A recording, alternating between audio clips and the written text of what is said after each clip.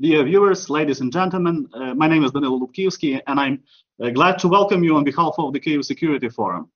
Despite many pessimistic predictions, yesterday Ukraine was cheered up by unexpectedly good news from Brussels. The European Union agreed to start membership talks with our country.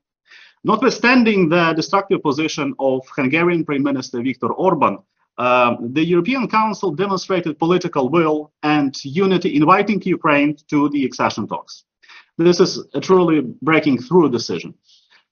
What makes it historic is not simply a necessary common reaction to Russia's aggression and Ukraine's support, but the continuation of real unification of Europe, which is impossible without full-fledged European Union and NATO membership of Ukraine, Moldova, Georgia, and I believe in the future free Belarus. Many in Ukraine and the European Union deserve the credit for this decision. I trust that Arseniy YATSENYUK and Andrius KUBILIUS and the respective teams remember how the story started very well. At the same time, the decision of the European Union comes 2 days after President Zelensky left Washington without pledges of fresh military support. What do these developments mean? What will the decisions of the European Council provide Ukraine with in practical terms? What may be the additional sources of Western aid? How will political stalemate in the United States Congress influence the overall situation? Will the West continue to support Ukraine and keep up to the promise to stay with Ukraine as long as it takes, instead of the newly appeared version, as long as we can? We will discuss these questions with our distinguished speakers. I'm glad to introduce them. Andrius KUBILIUS, member of the Kyiv Security Forum Security Council, the former Prime Minister of Lithuania, and now he is a member of the European Parliament. I thank you, Andrius, for joining us, for taking part in this conversation. Ambassador Michael McFaul, director of Freeman Spogli Institute for International Studies at Stanford University and former United States Ambassador to Russia. I thank you, Michael, for joining us. Philip Zelikow, professor at the University of Virginia and former counselor at the United States State Department. I thank you, Philip, for being with us, and I'm happy to introduce Arseniy YATSENYUK, former Prime Minister of Ukraine and the chairman of the Kyiv Security Forum. Without further ado, I wish to start with Andrius KUBILIUS. Andrius, if I may. How do you assess the results of the summit, of the European Union summit? What do these decisions, these results mean strategically? Skeptics say that the European Union talks may take years. It is also unclear when talks on our accession will start. They could be months away. So, what's your assessment? What's your take on these decisions? You're welcome. Well, thanks a lot, Danylo, and thanks a lot, Arseniy. Definitely, in my view, those decisions have really historical significance. And congratulations to Ukraine, congratulations to all Ukrainians who are fighting not only for their independence and they are defending the whole Europe, but also they are fighting for their choice to be, part of European family. Now, really, of course, negotiations will not be very easy. I still remember how we went through, but I hope that European Union will manage to overcome its own problems and challenges, which for time being we can call them Hungarian challenges, and European Union will manage to come back to ambitious enlargement, as it was with Central Europe and Baltic states back at the end of 1990s. I will remind that at that time negotiations with Lithuania took 3 years. It started in 1999, it took 3 years. In 2002, we concluded negotiations. And in 2004, after ratification of the treaties, we became full members of EU. So that is why, in European Parliament, we just passed a resolution just before, summit, where we really asked, summit to give a positive, decision. But also we said that the whole enlargement, with all the procedures, with all the negotiations and so on, should be concluded before the end of this decade. So before 2030. And I hope that we shall manage to do it. We need to do that because Ukrainian membership in EU is needed not only for Ukraine itself, it's very much needed also for the whole European Union. I thank you, Andrius. There are a number of questions related to the European Union that our audience is very interested in. I will name two of them. I will start from the first question. First of all, you mentioned Viktor Orban, and you know, for many in Ukraine, it is absolutely unclear how it may be acceptable for the European Union that only one voice can easily undermine the security and future of the Union. How would you explain this phenomenon of Viktor Orban?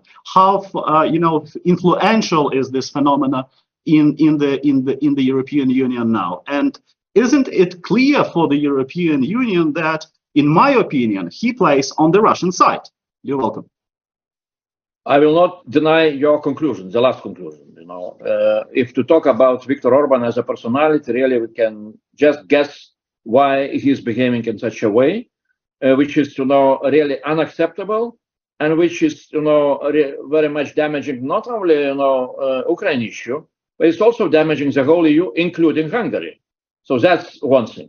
Second, the reason is really not just, you know, personality of Viktor Orban, but the reason is also that EU rules, EU treaty is saying that, you know, important decisions in European Union, especially on its foreign policy, they should be decided unanimously.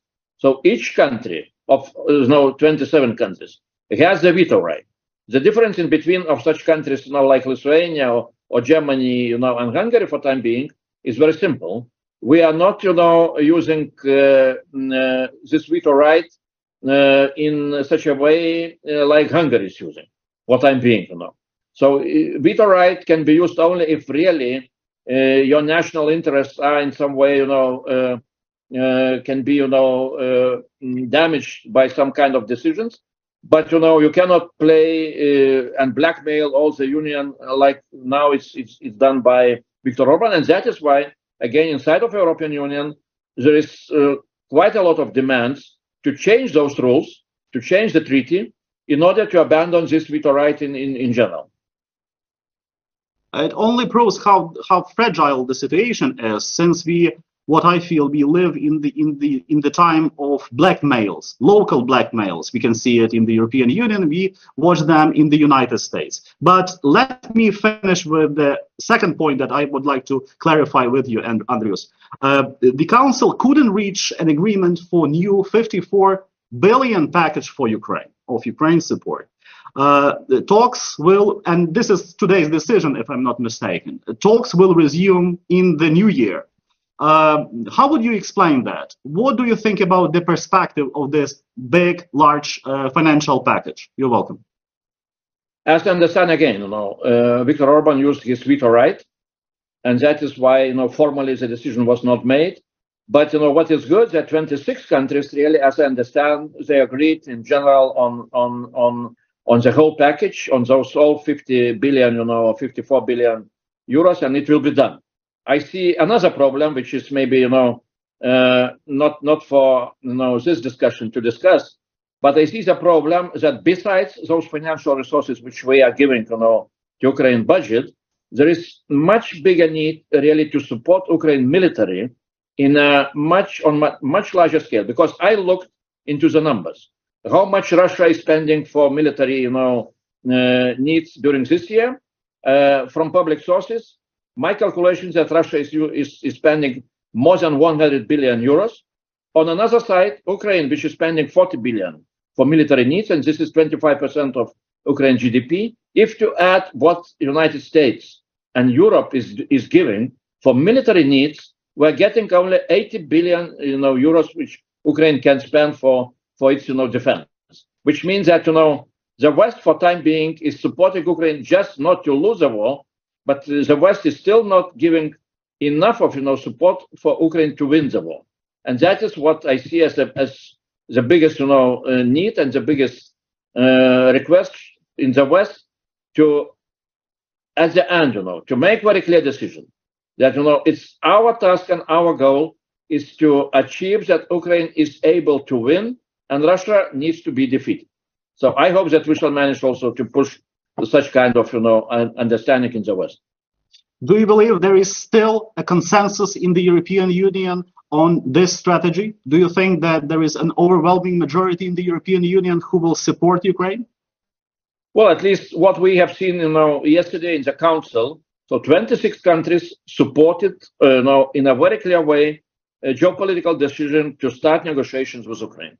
Of course, European Union is not, still, how to say, gearing up to support on a military with a military assistance on such a scale which is needed. European, military industry is quite weak, but we need to do, we need to change that situation and to have, much larger support of military needs of Ukraine. Andrius, I thank you very much. On behalf of the Kyiv Security Forum, and I believe that Arseniy will support me, that we would like to thank you very much for all your support with regards to Ukraine and all your efforts and solidarity with our nation. We do appreciate it. We know that you are our true and great friend. And yesterday's victory is not only ours, but yours personally. And we do thank you, and we thank your team for all these efforts that led us to this result. Danylo, I need to thank first of all, Ukrainians for what you are doing, for what you are sacrificing, and that is really why we need to be grateful to you. Thanks a lot. I need to switch to another meeting. Thanks a lot. Thank you, Andrius. Thanks. Bye. And now I will turn to the American affairs, and I would like to invite Ambassador Michael McFaul to answer our questions. And thank you, Michael, for joining the conversation. I believe that you know that yesterday Vladimir Putin, you know this person very well, once again proved that he's totally obsessed with Ukraine. I mean, literally, he's totally obsessed. Ukraine is his trauma. But the main addressee of his long speeches at his annual press conference was the West. He humiliated the West, correct me if I'm wrong. He looked very satisfied with what he saw in the West. While the United States Congress finds it possible to dive into domestic disputes and blackmail, can Putin celebrate the success of his obsessed logic? What's your opinion? You're welcome. Well, first, thanks for having me back. It's good to see you guys. Second, before I get to our very troubling domestic politics, I just want to echo what a historic day yesterday was for your country, for Europe, for anybody that believes in democracy and freedom, as I do. It was a truly historic day. And Danylo and Arseniy especially, you played a big role in that. You should be very proud of that achievement. Ukrainians made this happen. Brussels did not make this happen. You demanded this through revolution, through the sacrifice of your soldiers, and through the perseverance of your government and your parliament. I'm thinking of Olga Stefanishyna right now, and the tremendous work that you have done to get to this point. And I just want to say, I'm in deep admiration of what you've done. These are historic moments that will be recorded in your history books for decades and centuries to come. So congratulations. Now back to the less fun topic of our domestic politics, Danylo. I don't know what to say. I find it very frustrating because in my conversations with members of Congress, senators, their staffers, there's actually quite a bit of support for this assistance package, right? The majority of senators support that idea when you talk about it in the abstract. The last major vote that they had in the House of Representatives before the fiasco that led to the downfall of Speaker McCarthy was a vote, and it was 300 in favor of support, 100 against. And I think that's very important for Ukrainians to remember, because there's a lot of discussion, there's a lot of memes that there's been this dramatic fall in support for Ukraine. It is not exactly true. If there was a straight up vote, it would go through. But two things are happening. One is and maybe it was unfortunate that President Biden himself, by the way, decided to tie these things together in his initial aid package. I'm very interested what Philip thinks about that. I'm not an expert on the Congress, but when he decided to do that, I know the thinking was this will make it easier to get it through.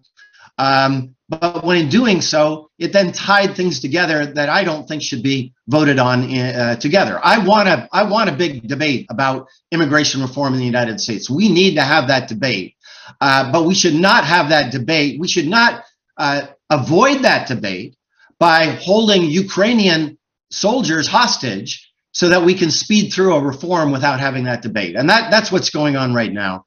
And I think it's wrong.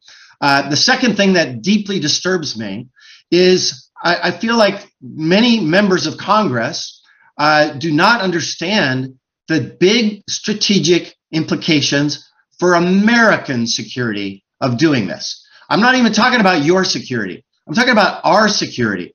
If we look feckless, we look like we can't do what's in our own interests, that emboldens all of our enemies, not just Vladimir Putin, but all over the world. And it makes those in the middle hedge their bets. They're thinking, oh my goodness, maybe the Americans are not capable of doing what's even in their own interests. Maybe I need to have more conversations with our Chinese folks. Maybe we need to hedge our bets. That is not good in terms of American national interests. And so just from somebody who cares about my country, I find this debate very disturbing. I'm cautiously optimistic that maybe there might be a way that they get this done and that they have extended the days to discuss it. That's a good sign, and maybe there's a deal to be done. But generally speaking, I do not think this is the way we should make foreign policy. I thank you. You know, you mentioned President Biden, and President Biden is being criticized, severely criticized today. Some say he is doing not enough. Some say that this is more than enough. But the bottom line is that the strategy of no escalation and very gradual support of Ukraine did not produce what was really needed to defeat the aggressor. In your opinion, what may convince President Biden to give the green light to Ukraine's membership in NATO, and what will his administration do now? What's your analysis? Please explain for us what may be the logic of the actions of the Biden team. You're welcome.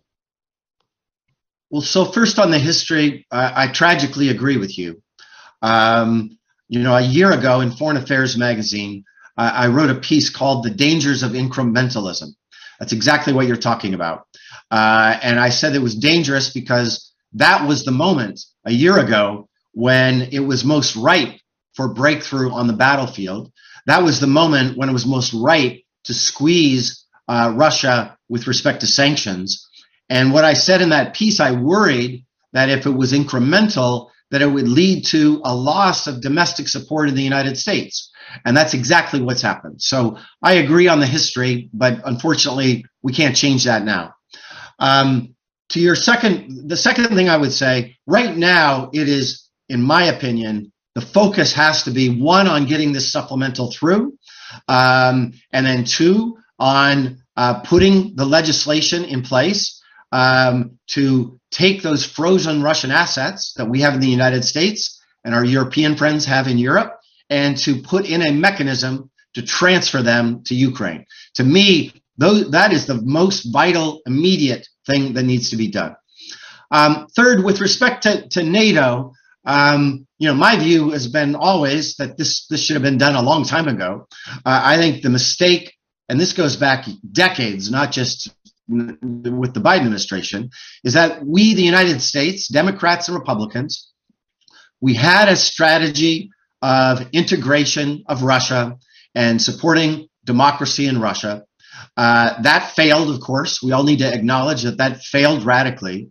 But when we were doing that, we should have had a hedge policy to not try to accommodate or appease the Russians, but to move full steam ahead with NATO expansion and to move full speed ahead with bilateral military support. Think about all the military support we have given your country over the last 2 years. Imagine had we done that in the 1990s and we had shored up your deterrence capabilities, we could have avoided this horrible, tragic war. But that's back to history. With respect to the upcoming summit, I don't see the Biden administration leaning in to membership. I think that's a mistake. My own view, I've written this many times, is that they should use the Washington summit to issue a formal invitation for Ukraine to join. And then, as we all understand, the negotiations for that could go on for many years and probably would only end when the war ends. But I think symbolically, to issue the invitation would be a very important signal, because once that's happened, the train has left the station, right? It's just a matter of time until Ukraine would join. That's my personal view, but I do not think it is the view of the Biden administration. I thank you. I also would like to raise yet another important topic, and I would like to remind that on the 3rd of November, the Financial Times published an important international appeal initiated by the Kyiv Security Forum. And it was addressed to the leaders of the United States, the European Union, and the Group of Seven, calling on them to take bold steps and approve the long-awaited decisions to let Ukraine use Russian frozen assets. And I would like to thank you, Michael, for joining this appeal, as you co-sponsor it and co-sign it. In this context, in the context of further actions that may provide Ukraine with additional sources of aid in this dire situation, do you think there is any sign of positive changes on this matter? Do you sense any kind of positive perspective that we may settle this issue? You're welcome. Well, first, thank you for the things that you did in the Financial Times piece. That was very important. It looks like Philip had to leave, but I also want to congratulate Philip and his colleagues for the work that they've done on this issue. Lawrence Tribe also has published a very important paper talking about why this is legal. And we actually, just so you know, I work on sanctions in the MCFAUL working group. We published a paper on this a year ago, but it went nowhere because we did not have the political power that you all have had and those American colleagues that I mentioned to really force the issue. And it has been tremendous. It has changed. This debate has changed as a result of those forceful interventions that you have been a part of. So thank you for that. I think it's really important. My own view, I talk to members of Congress and the White House about this fairly frequently, and our Secretary of Treasury. I would say two things. If the debate about new assistance to Ukraine is depressing to me in the U.S. Congress, the debate about it's called the Repo Act, right? The legislation that would reinforce this initiative is moving forward. It's already passed the House 40-2. It's now in the Senate. I just did a big briefing with Senate staffers last week, and my feeling coming away from that conversation is that there is momentum here. Now, I want to be clear, as Lawrence Tribe and many others have written, the president already has the authority legally. There's a debate legally about this. I just recently published a piece in the Washington Post saying that it's okay. Another group of scholars said, no, it's not okay. It is my firm view that the president already has that authority. It's second, it is also my political view that if we do this first, that will help to embolden our European friends to do it, because after all, that's where the majority of the money is. It's in Europe. It's not in the United States. And that's why I think they should do it. But I also think that the congressional activities, which now have momentum, will make it easier for President Biden to do the right thing. Sometimes you want to tie the hands of the king, right? To say, well, yeah, I didn't really want to do this, but these people over in Congress, they forced me to do it. I actually think the Biden administration wants to do it, but the new legislation will help them to do the right thing. And I've never seen as much momentum on this particular issue as we have right now. I see. Michael, all these big and small science elements, they give grounds for many people, for many experts to speculate on and to present to actually to share a lot of different scenarios that may happen in 2024. It's natural. In your opinion, what should we expect in 2024? What do you feel in the air? Do you think that the West is somehow prepares for any form of political settlement, or is ready to support Ukraine as it was promised, as long as it takes? What is your sense? What do you feel? Well, two things. First about Putin and then about America. I can't speak for Europe, obviously. First, as you rightly said about Putin in his call-in show and in a recent meeting he had announcing that he's running for re-election, the least surprising news of the week. Right now, he feels very confident. I haven't met Mr. Putin for 10 years. I got put on the sanctions list in 2014. But before then, I followed his career. I've known him since 1991. And when I was in the government, I dealt with him. And a year ago, he looked very nervous. He even canceled that call-in program. He was so nervous, right? And he was so nervous because you were defeating him on the battlefield. And he became extremely uncertain of himself, the most uncertain I've seen him in his long career. Today, he's not. Today, his soldiers are dug in. He's had tremendous casualties. The U.S. intelligence community just published the numbers. They're just shocking how many Russian soldiers that he has just sent to be slaughtered. But because it's an autocratic regime, it's a dictatorship, it doesn't matter, right? But he is gambling on two things. One, you already discussed about how much money he has to spend on the military versus how much Ukraine and your partners have. And he said very explicitly, we're going to just keep spending. And tragically, you're seeing that their military industrial complex has recovered. And the earlier sanctions that were having an effect on export controls, they found ways around it. And for me as an American, it's tragic to see the data where components from American companies are now reaching Russia to build missiles that are now threatening and killing Ukrainians. And that is just horrible and tragic, and we've got to fix that. But he sees that and he feels confidence. And then that gets me to the second thing. There is no scenario. You're alluding to the fact that there are many politicians in America today that say that you all need to negotiate with Putin and get a settlement, because if you don't, you're going to lose Kherson, you're going to lose Odessa, you're going to lose Kharkiv. Better to take a bad deal now than a worse deal later. I completely disagree with that analysis.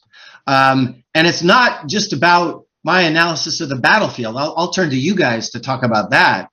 But there is a naivete from those Americans when they talk about that, about Putin. Putin is not going to negotiate right now. He thinks that time is on his side.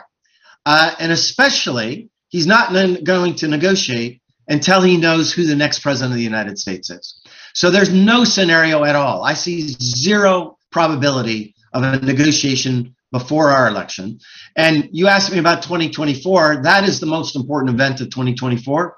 As an American, I think it's the most important election in my country since 1860. I think it is that big of a deal in terms of the consequences it might have for the stability of our democracy here in the United States. And so tragically, that is the case. I wish it weren't so, but that to me seems to be what I believe, and I think it's also the same focus that Mr. Putin has. Michael, I do thank you very much, and I'm really happy that Lawrence Summers joined our conversation.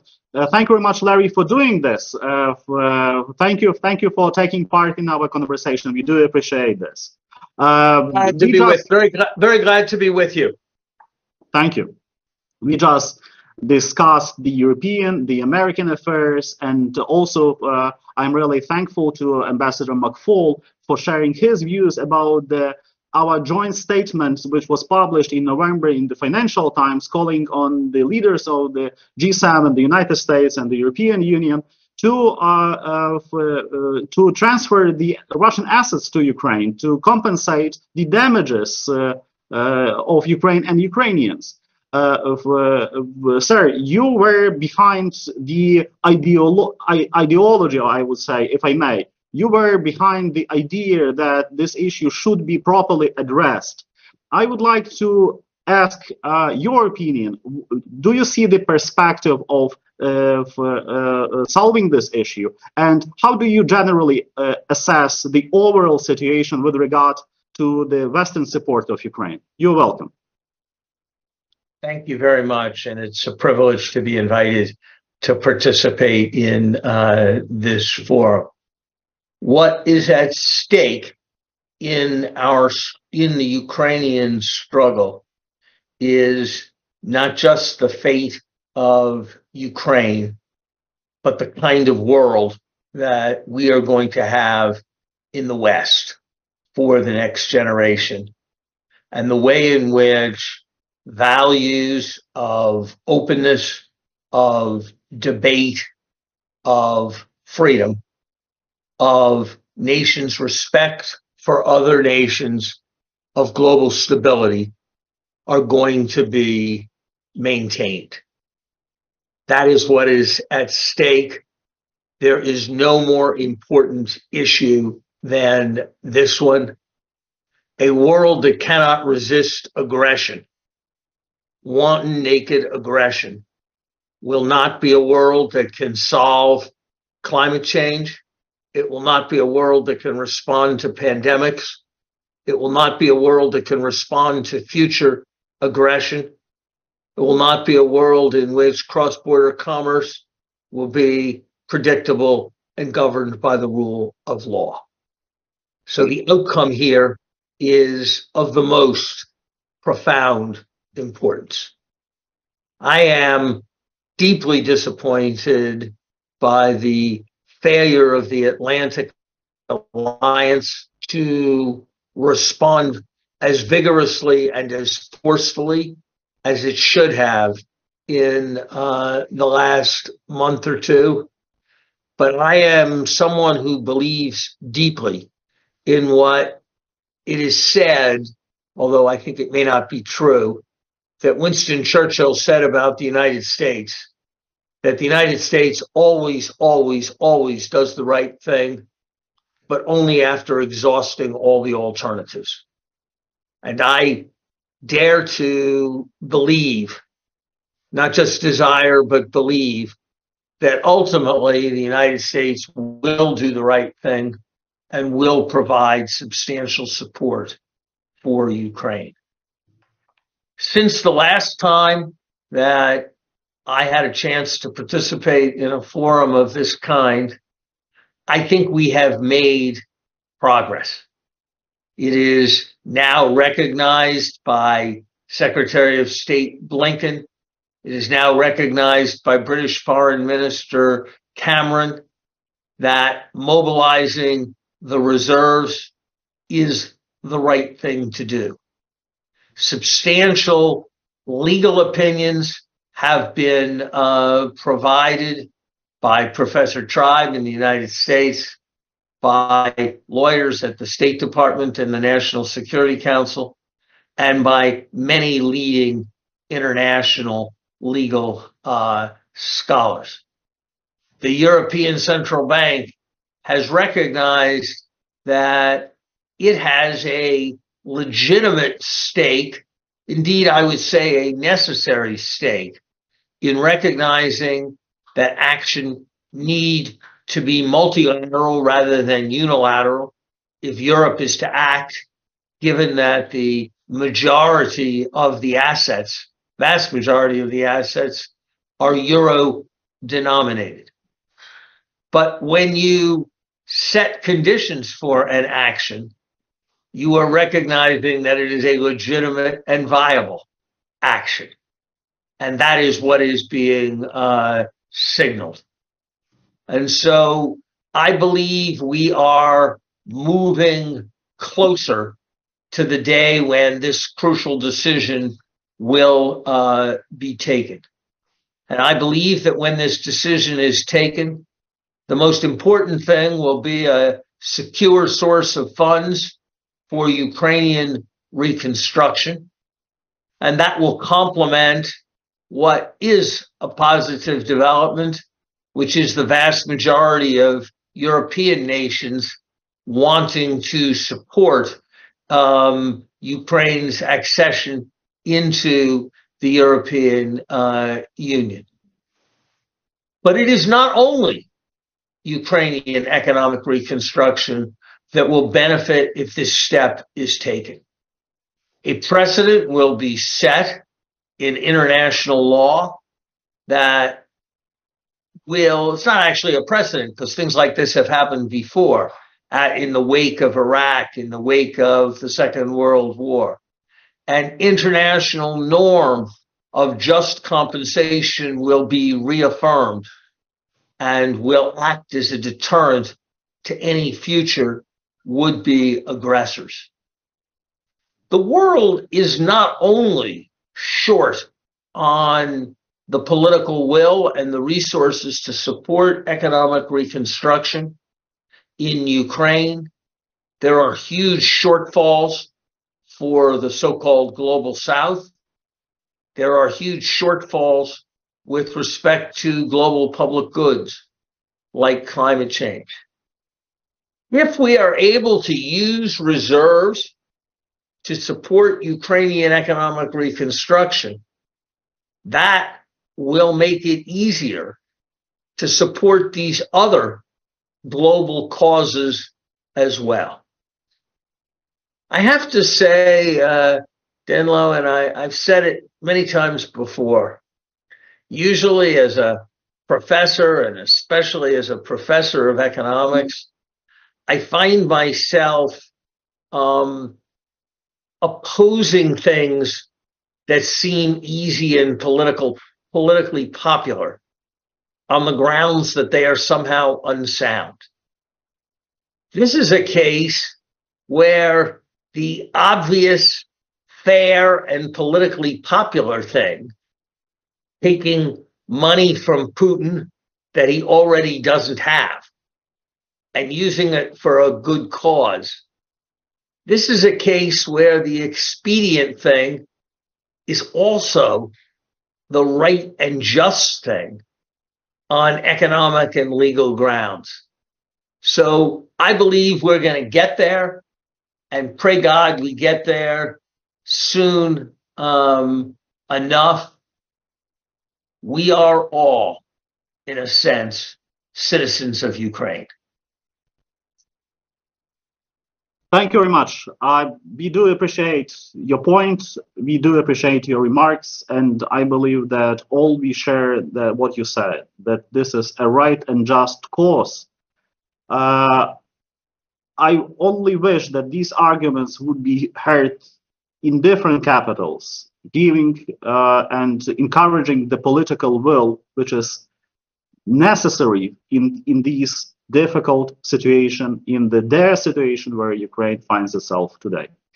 Nevertheless, your words also prove that there is no despair. And with that, I turn to Arseniy YATSENYUK, and I would like to invite Arseniy to share his opinion. What do you think? Will the West continue to support Ukraine? You're welcome. Well, there is no other option neither for the West nor for Ukraine. You know, I just get the article published on CNN website, and the article says like this: Western officials warn Ukraine is certain to fail against Russia if US doesn't provide more aid. I strongly disagree even with the trend and with this article at all, because I would strongly recommend to those who are deeply involved in the Ukrainian affairs rephrase this and to say it like this: that Ukrainians warn that Ukraine is certainly to win against Russia if US and EU provide more aid. Look, I have a mixture of different feelings. On the one hand, there is a good news, and the good news is that against the backdrop of Putin's reappointment press conference, the European Union found guts and stamina and passed the decision to launch real negotiations with Ukraine how to make Ukraine a EU member, and that's really good news, and that's a historic decision. On the other hand, as the year approaches to its end, there is a number of challenges we are facing right now. The biggest one is that, frankly speaking, Ukraine doesn't have any kind of real budget. We are out of cash. So there is no financial support neither from the European Union nor from the United States. And it brings us actually to the brink of real disaster. But what I do believe in, I strongly believe in the values, not value. And I believe that our American friends will act as they already acted during this large-scale and full-fledged invasion. So I believe that Republicans will find the common ground with Democrats, and they will save the national security of the United States, not only Ukraine. Because that's not a charity, and this is a widespread message all over the United States, that giving the money to the Ukrainian people is not a charity. In this way, the United States actually underpin and support its national security and its defends its sovereign soil. The same goes with the European Union. On the one hand, they made a pivotal decision and historic decision to launch negotiations with Ukraine. On the other hand, 15 billion euros package aid is still somewhere in the dark. So the next step is actually to pass both of these decisions, both by the US Congress and the European Union. And once again, I want to reiterate, I want to be optimistic, realistic and optimistic, that the free world is to defend the values of the free world, and what is happening in Ukraine relates not only to Ukraine, it's much more than about Ukraine. This is about the fate of the democracy in the world, and the democracy is to show to the autocracy, and personally to Putin, that there is no any space for dysfunctional democracy. And I strongly believe that Putin will never pop up champagne, because what he saw a few days ago was a real gift for Putin. So let's make a gift to those who fight for democracy, freedoms, and liberties. And Ukraine is at the forefront of this. There is no reason to preach to the choir. And I want to thank to Secretary Summers, to Ambassador MCFAUL, to the Prime Minister KUBILIUS, to Professor Zelikov, and to another 30 signatories who signed an appeal to the United States and the European Union asking to confiscate actually and to liquidate the frozen Russian assets. And this is another huge source how to help Ukraine to survive, and how to help actually the free world to survive and to win this war. So to wrap up this kind of discussion, first, I do believe that we will prevail. Second, no doubt that this is the war of attrition, and Putin wants to outlast us. He wants to outmaneuver the free world. He believes that he can outweigh.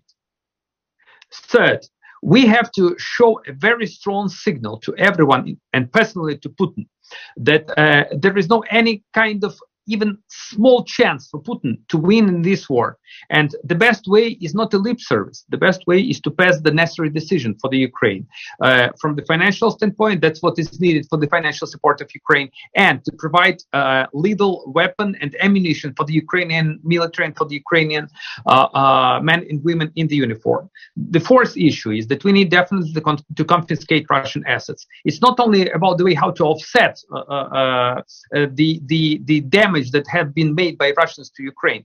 This is the way how actually to impose justice, how to bring to justice Russians. Fifth, we definitely need to do something with the sanctions, because look, Putin's regime is easily circumventing sanctions. So that's a very bad sign, and we have to convince everyone that a sanctioned regime is an effective one. And last but not least, I believe that for the year 2024, the most important decision is to be made in Washington, D.C. at the NATO summit. Ukraine needs to get an invitation to join NATO. We need to defend our country under Article 5 of the Washington Treaty. So once again, I am still optimistic, and I believe that we will be stronger after the challenges we are facing right now. I would like to thank you, Arseniy, for your remarks, and I would like to thank all the participants of our conversation tonight. which is very important for Ukraine and for the Ukrainian audience, as Ukrainians would like to hear, the answers to this vital question: whether the West still with us, whether the West still continues to support our nation. I'm happy that this conversation also sums up our annual activities of the Kyiv Security Forum, and I'm proud that there were a lot of good results within the framework of the Kyiv Security Forum. NATO membership, of EU affairs, American affairs, the issue of confiscation, the issue of the Russian frozen assets, many other issues, important issues, were in focus of the attention of the participants of the Kyiv Security Forum. And what I feel personally, that there is no despair. We are going through very difficult times, but there is no despair. And I fully agree with Arseniy YATSENYUK that we will prevail. We have this strength, and we prove that we have this strength. I would like to thank you, Ambassador McFaul. I would like to thank you, Secretary Summers, and I would like to thank you, Prime Minister Arseniy YATSENYUK, for this conversation, and look forward to seeing you in the new victorious year of 2024. Thank you again. Thank you. Thanks for having us. Thank you, guys. Thank you.